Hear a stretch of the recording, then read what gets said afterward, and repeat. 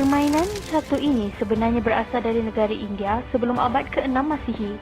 Dari India, permainan ini telah tersebar ke negara Timur Laut, Eropah dan membawa ke arah era moden. Untuk pengetahuan semua, kejohanan catur dunia pertama telah diadakan pada tahun 1886. Perkataan catur berasal dari perkataan caturanga dari bahasa Sanskrit yang membawa maksud 4 bahagian ketenteraan. Seperti yang kita tahu, permainan ini berasal dari negara India. Pada awal abad ke-19, sebuah pendapat yang disampaikan oleh Kapten Hiram Cox dan Duncan Forbes menyatakan catur dimainkan oleh 4 orang sekaligus, termasuk 4 pemain dalam caturanga. Papan permainan ini dikenali sebagai Ashtapada, Dasapa dan Saturangka. Terdapat juga ilmuwan Arab Abu Al-Hasan Al-Mas'udi memberi penjelasan tentang penggunaan catur sebagai alat strategi ketenteraan, matematik, perjudian dan hubungan dengan ramalan nasib di India. Kemudian terjadinya evolusi pada permainan ini dengan nama Santraj, iaitu sebuah permainan dengan 2 orang pemain. Jika dapat dilihat di sebelah kiri anda, terdapat sebuah lukisan yang menggambarkan Krishna dan Radha bermain caturanga pada 8x8 Ashtapada. The attacking infantry advances steadily, their elephants already having broken the defensive line. The king tries to retreat, but enemy cavalry flanks him from the rear. Escape is impossible. But this isn't a real war, nor is it just a game.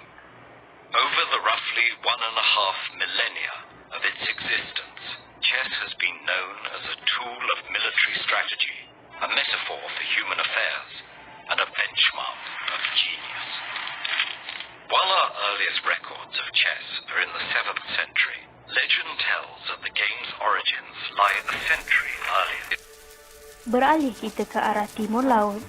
Sebuah risalah legenda Pahlavi mengenai pengasas Empire Sassanid Persian memperkenalkan permainan catra sebagai salah satu cara agar rakyat mengenangnya sebagai seorang pahlawan legenda.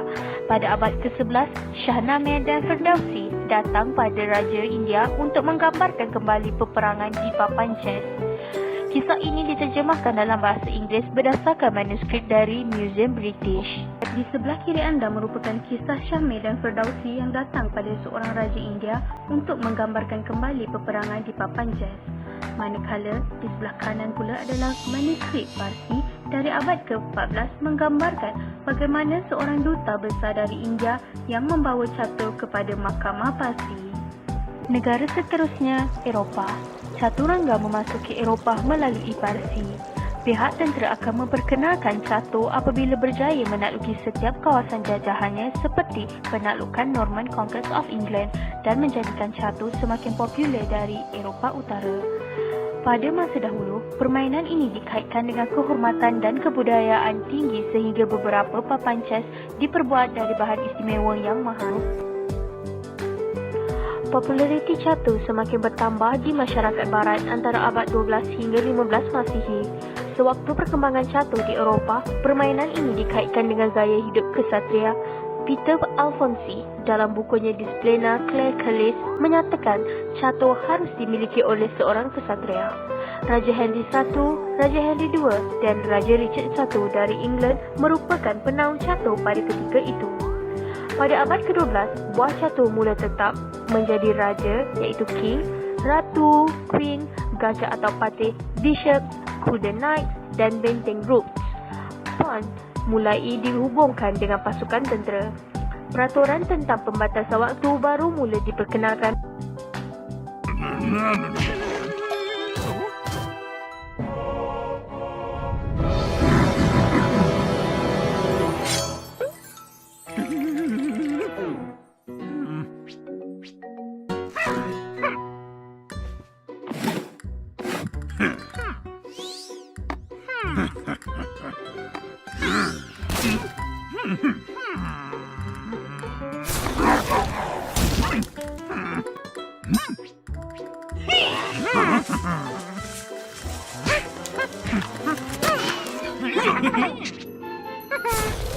Ini merupakan salah satu karya buku Gioacchino Gresso yang dianggap sebagai salah seorang pemain profesional pertama.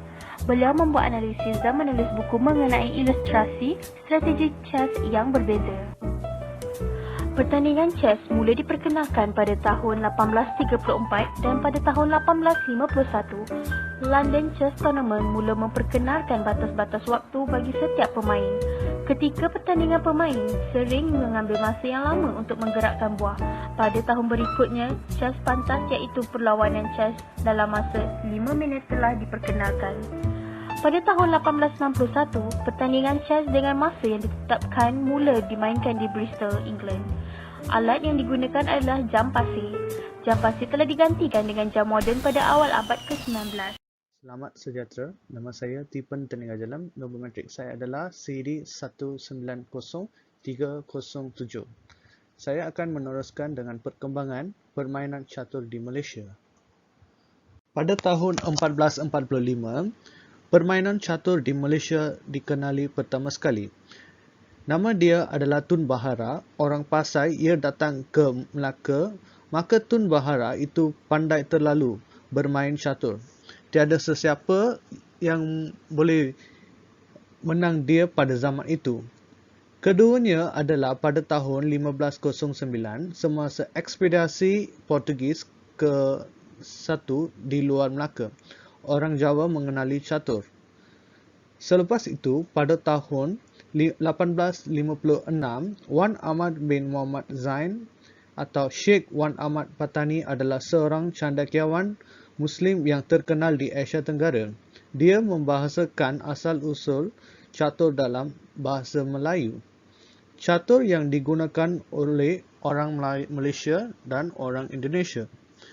Keempatnya adalah pada tahun 1933, juara dunia yang dikenali oleh Alexandra Alekhine mengadakan lawatan ke negara-negara timur jauh termasuk negeri-negeri Melayu.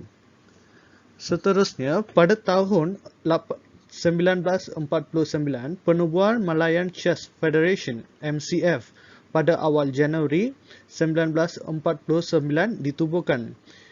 Presiden MCF pertama ialah F.G. Vaux dan kejuaraan catur Melayu pertama diadakan pada tahun 1949. Sumbernya adalah dari Singapore Sejarah 1945 hingga 1919. Seterusnya, Dr. Yeo Bok Chon telah menubuhkan Johor Chess Association pada tahun 1951 pada Oktober 1 dan juga pada tahun 1972, Penang Chess Association diadakan dan ditubuhkan oleh Dr. Yeo Bok Chon. Gambar menunjukkan Max Yu bermain simul dan pemain yang bergerak adalah Wahid Karim.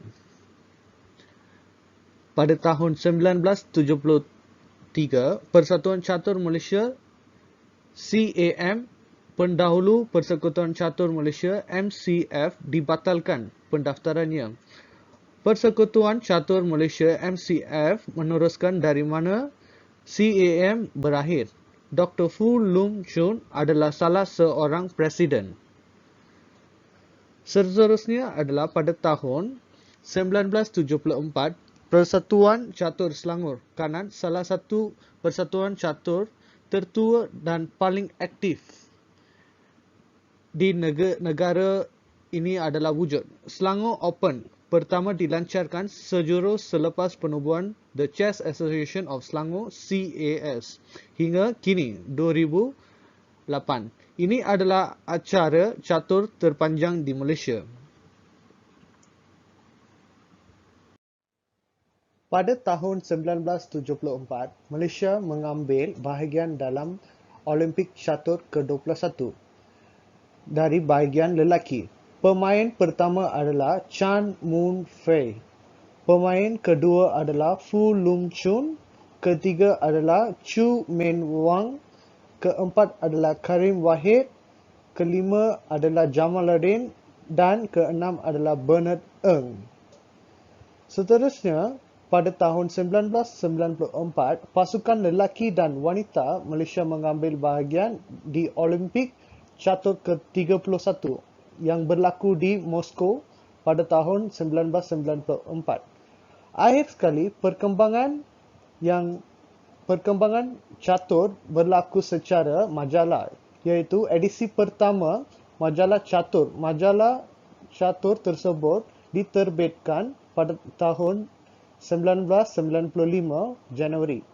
Isu-isu berkait keluar setiap bulan selepas itu, tetapi berhenti selepas terbitan ke-6. Satu-satunya majalah yang disetujui secara rasmi yang pernah diterbitkan oleh Persekutuan Catur Malaysia ialah majalah catur. Malangnya, hanya 2 terbitan yang dihasilkan dan ini pada akhir 1970. Halo, saya mau bentang tentang perkembangan peraturan permainan catur.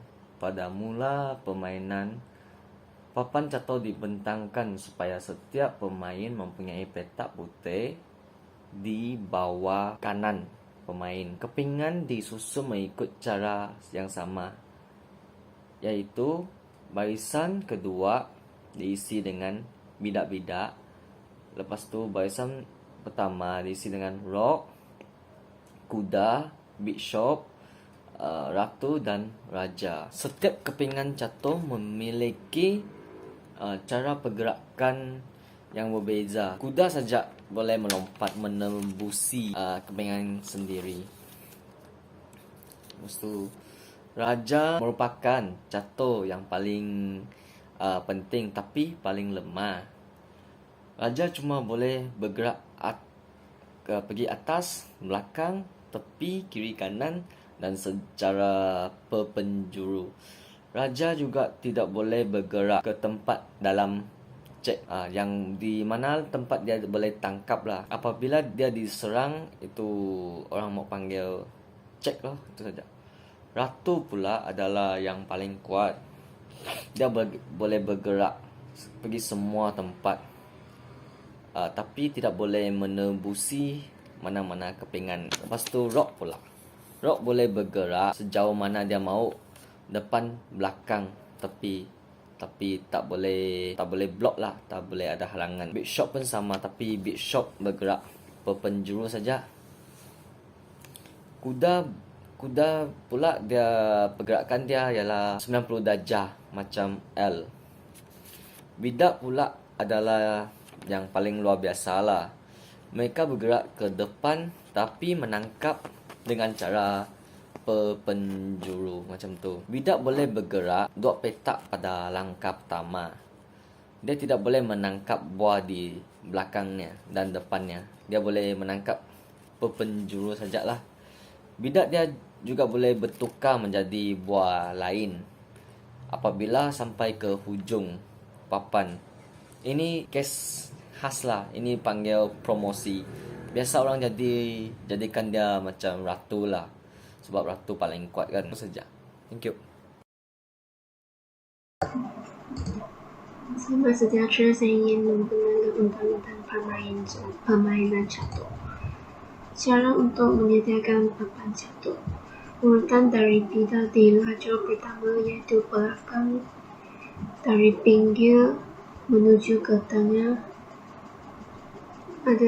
adalah benteng, kuda, gajah, menteri dan raja. Menteri putih mesti berada di petak berwarna putih dan menteri hitam mesti berada di petak berwarna hitam. Gerakan pemain yang jalankan buah catur berwarna putih akan memulai langkah pertama, diikuti oleh pemain yang memainkan buah catur hitam. Pada permainan catur, satu pemain hanya boleh menggerakkan satu buah catur dalam sekali langkah. Ini adalah prajurit, biasanya dipanggil bidak atau pion. Buah catur ini merupakan buah catur yang memiliki gerakan sangat terbatas. Ia hanya dapat bergerak maju ke arah lawan satu demi satu petak, dan petak tersebut tidak boleh ditempati oleh buah catur lain. Selain itu, petak juga tidak dapat berjalan mundur dan petak dapat memakan buah catur lawan secara diagonal jika lawan tersebut berada satu petak di depannya. Pion ini memiliki dua gerakan yang khusus, yaitu gerakan promosi dan en passant. Ini merupakan benteng. Benteng memiliki gerakan cukup luas, yaitu dapat bergerak di sepanjang petak horizontal atau vertikal. Hanya saja benteng tidak dapat melompati buah catur lain. Benteng akan terlibat dalam gerakan castling untuk membantu raja. Castria atau dipanggil kuda. Buah catur ini memiliki gerakan seperti huruf L. Maksudnya adalah gerakan memanjang sejauh 2 petak dan melebar sejauh 1 petak. Dan kuda merupakan satu-satunya buah catur yang dapat melompati buah catur lain. Ini merupakan gajah. Gajah memiliki gerakan diagonal di sepanjang petak, namun seperti halnya benteng, ini tidak dapat melompati buah catur lain dan hanya berada pada satu warna. Gajah hitam berada di petak hitam, yang putih berada di petak putih. Ini merupakan menteri ataupun queen. Queen mempunyai gerakan kombinasi dari benteng dan gajah, dan buah catur ini yang paling kuat kerana gerakan dia boleh ke segala arah.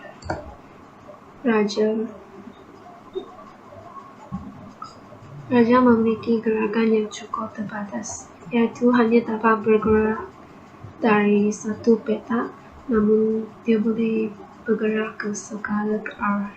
Selain itu, raja memiliki gerakan khusus, yaitu castling, dan castling ini akan melibatkan benteng.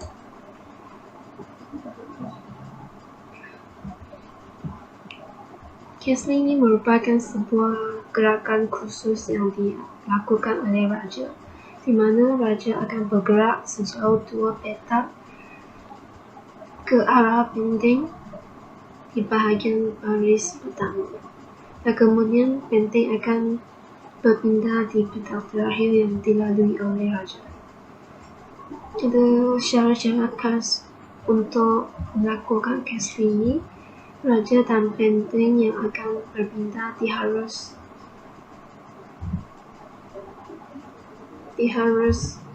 pernah bergerak sama sekali. Bercakap raja dan benteng mesti dalam gerakan pertama, dan tidak ada buah catur lain yang berada di antara raja dan benteng. Raja tidak berada dalam posisi checkmate. Petak yang akan dilalui oleh raja tidak dalam keadaan diserang oleh buah catur lawan. En passant.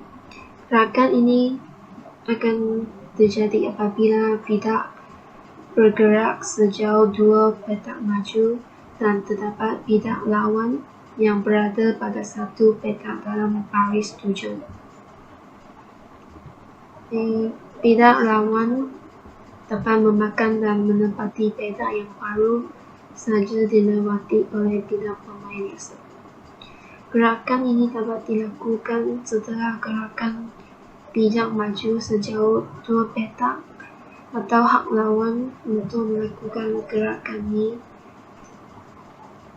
tidak akan berlaku. Promosi Ketika bidak telah maju hingga menempati barisan paling terakhir, maka bersamaan dengan gerakan maju tersebut, bidak ni akan dipromosi dan ditukar dengan buah catur berdasarkan keinginan pemain. Ia boleh dipromosikan ke menteri, benteng, gajah ataupun kuda yang warna sama. Skak ataupun checkmate merupakan keadaan di mana raja sedang diserang oleh satu atau lebih buah catur yang dimiliki oleh lawan. Pemain yang raja sudah diskak harus menggerakkan raja supaya tidak terserang oleh lawan. Hal ini dapat dilakukan dengan cara memakan bidak lawan yang melakukan serangan, menutup serangan dari lawan dengan meletakkan sebuah bidak di antaranya. Untuk mendapat seri dalam permainan catur, ada beberapa situasi. Yang pertamanya, situasi mencapai stalemate, di mana giliran salah seorang pemain untuk bergerak, namun raja tidak dalam cek, tetapi dia masih tidak mempunyai pergerakan lagi yang sah. Pemain mungkin boleh bersetuju untuk seri. Seterusnya, tiada cukup kepingan di atas papan untuk memaksa checkmate. Contohnya hanya tinggal satu raja dan satu biskop lawan satu raja. Jika posisi yang betul-betul diulang sebanyak 3 kali, dia juga akan berakhir dengan seri. Dan 50 pergerakan berturut-turut telah dimainkan di mana-mana kedua pemain tidak menggerakkan bidak atau menangkap. Itu sahaja, thank you. Assalamualaikum dan hai. Nama saya Muhammad Nabil Hafi bin Hairani, bernombor matrik CE 190-231.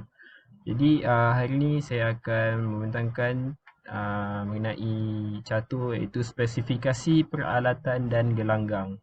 Okey, apa yang kita lihat.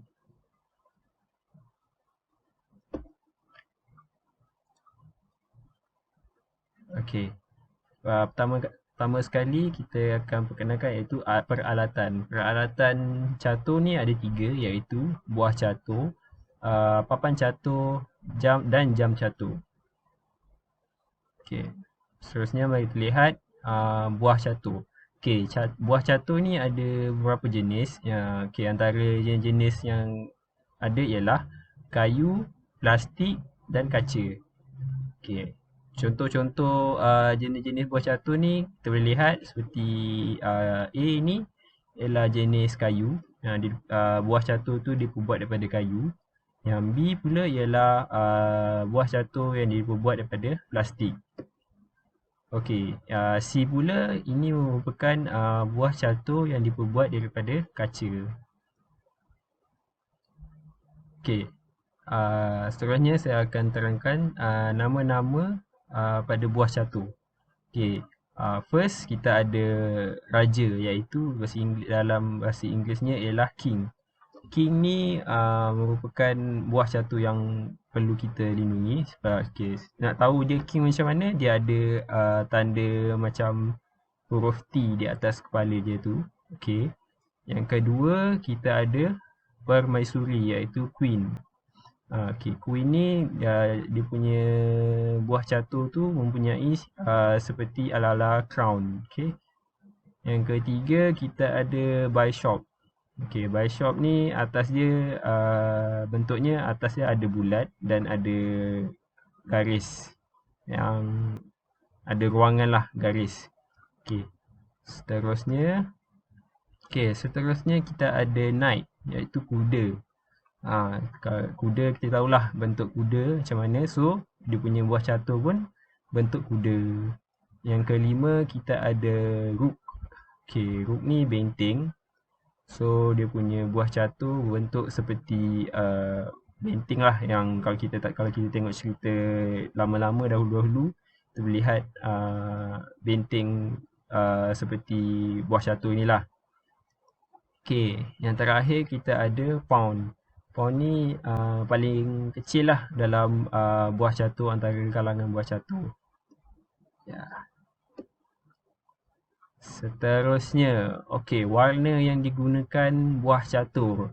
Warna yang biasa kita lihat apabila kita main buah catur ialah putih, hitam dan colourless lah. Ataupun sebagai contoh kita boleh lihat dalam gambar ni ada macam-macam warna. Tapi yang paling penting ialah warna pihak lawan hendaklah berlainan dengan warna yang kita gunakan supaya tidak kelirulah apabila kita bermain. Okey, seterusnya ada seterusnya saya akan terangkan tentang papan catur. Papan catur ni dia berbentuk petak, mempunyai 64 bujur sangkar. Bujur sangkar ni ialah kotak kecil yang berada di dalam papan catur ni lah. Dia mempunyai 32 berwarna putih dan 32 hitam. Selain itu, dia ada 8 baris kali dengan 8 kolom. So maksudnya 8 baris menegak ni dan 8 baris ke bawah tu lah kolom tu. Okey. Seterusnya, jam catur. Jam catur ni digunakan dalam permainan catur dan permainan dua pemain lain di mana pemain bergerak secara bergilir. Tujuannya adalah untuk melacak jumlah. Melacak tu maksudnya tracking jumlah masa yang diambil oleh setiap pemain untuk melakukan gerakan mereka sendiri dan memastikan bahawa tidak ada pemain yang terlalu lambat menunda permainan. Biasa jam catur ni kita boleh lihat apabila sesuatu pertandingan diadakan lah. Kalau kita main di rumah, kita just main begitu sajalah, tidak menggunakan jam catur. Tapi bila kita pergi melihat atau menghadiri satu pertandingan, kita dapat melihat jam catur ini digunakan. So, mari kita lihat contoh penggunaan jam catur. Di sini saya ada selitkan satu video pertandingan catur lah. Mari kita lihat. Okay. Da starter vi game med E4-bonde. Spiller vi kommer med kongegambit. Vi ser om det blir mottatt eller ikke mottatt. Det blir mottatt. Hovedidé er å få et aggressivt spill med sine offiserer mot kongefløyen.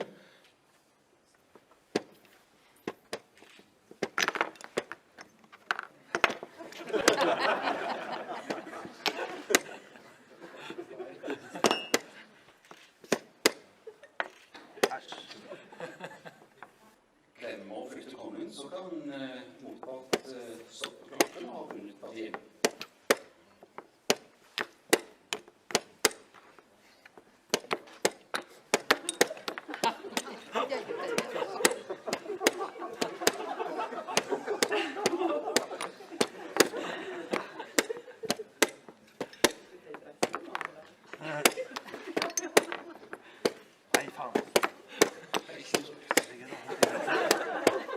Faen, altså.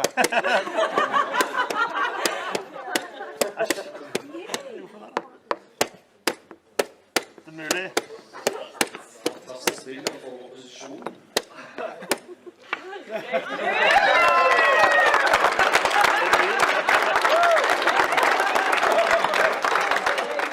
Okey, begitulah cara bagaimana jam catur digunakan. Seterusnya saya akan memberi laluan kepada Mas Sarah untuk menerangkan bab selanjutnya lah. Terima kasih. Okay, baiklah, sekarang saya akan menerangkan tentang spesifikasi gelanggang catur. Okey, dewan pertandingan. Kebiasaannya pertandingan catur ini akan diadakan di dewan yang besar dan selesa yang boleh menempatkan kesemua pemain dan pegawai. Okey, jenis dewan yang digunakan tidak mengira sama ada dewan itu adalah dewan terbuka ataupun dewan tertutup. Seterusnya, Sempadan kawasan permainan. Sempadan kawasan permainan perlu dipagar dengan tali dan beberapa papan notis tentang kawasan larangan hendaklah dipamerkan di sekeliling kawasan permainan. Okey, sempadan kawasan permainan ini bertujuan untuk mengelakkan para penonton mengganggu tahap kefokusan pemain ketika sedang bermain catur. Seterusnya, meja dan kerusi. Meja yang disediakan hendaklah menepati saiz yang sesuai untuk menempatkan papan catur, jam catur, label nama pemain, bendera negeri bagi setiap pasukan dan sedikit ruang untuk pemain menulis atau merekod pergerakan permainan caturnya. Okey, seperti yang anda lihat, di sini terdapat dua baris, iaitu baris di sebelah kanan dan baris di sebelah kiri. Okey, kebiasaannya, baris di sebelah kanan akan diduduki oleh pemain yang memegang buah catur berwarna hitam, manakala baris di sebelah kiri pula diduduki oleh pemain yang memegang buah catur berwarna putih. Okey, seterusnya, kedudukan jam catur. Kedudukan jam catur kebiasaannya ditentukan oleh pihak penganjur, iaitu di sebelah kanan pemain yang memegang buah catur berwarna hitam. Namun demikian, terdapat juga peraturan di mana pemain yang memegang buah catur berwarna hitam boleh menetapkan kedudukan jam catur tersebut. Okey, seterusnya kerusi yang selesa juga hendaklah disediakan oleh pihak penganjur. Okey, hal ini demikian kerana jangka masa sebuah pertandingan catur adalah sangat lama. Oleh itu, kerusi yang selesa sangat diperuntukkan untuk mengekalkan tahap kefokusan pemain tersebut. Okey, meja pemain disusun mengikut kategori. Okey, kebiasaannya dalam pertandingan yang besar, dia akan terdapat banyak kategori. Okey, contohnya di sebelah setengah daripada dewan tersebut akan diduduki oleh kategori lelaki, manakala sebelah lagi dewan tersebut akan diduduki oleh kategori wanita. Okey, baiklah, seterusnya. Okey, di sini anda semua boleh lihat contoh kebesaran meja yang diperuntukkan dalam pertandingan catur yang boleh memuatkan papan catur, jam catur dan membuatkan para pemain berasa selesa. Seterusnya, meja pengurusan pegawai pertandingan. Okey, meja pengurusan perlu disusun di bahagian hadapan dewan. Okey, kebiasaannya dalam setiap pertandingan akan ada pegawai yang menguruskan bahagian pendaftaran dan sebagainya. Okey, dalam pertandingan catur, pegawai-pegawai yang menguruskan hal-hal tentang pertandingan catur akan ditempatkan di bahagian hadapan dewan. Okey, seterusnya pembesar suara. Pembesar suara perlu disediakan di penjuru gelanggang permainan dan berfungsi sepanjang masa. Okey, hal ini demikian kerana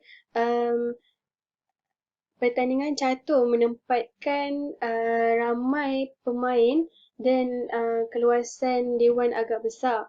Okey, oleh itu hakim yang berada di hadapan memerlukan mikrofon dan pembesar suara untuk menyampaikan apa-apa maklumat ataupun informasi berkenaan dengan masa dan sebagainya kepada para pemain. Okey, sebelum saya mengakhiri video presentation saya ini, saya ingin berkongsi dengan anda semua satu video tentang suasana bagaimana pertandingan catur diadakan.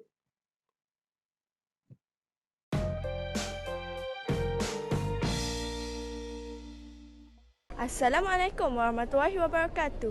Hai Awani Junior, saya Awani Junior Aina Latif, pengacara MyBBS TV TPSS SMK Balai Besar Dua Terengganu. Sekarang ini saya berada di Menara Sriwijaya Persing 2 Putrajaya yang akan berlangsungnya pertandingan chess peringkat antarabangsa. Mari ikut saya untuk bersama-sama menyaksikan perjalanan pertandingan ini.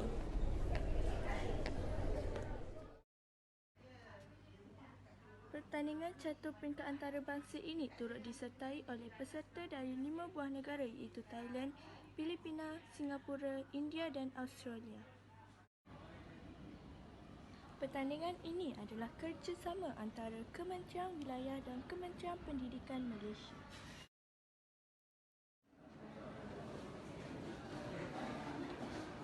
kategori yang dipertandingkan, iaitu bawah 8 tahun, bawah 10 tahun, bawah 12 tahun, bawah 16 tahun dan bawah 18 tahun.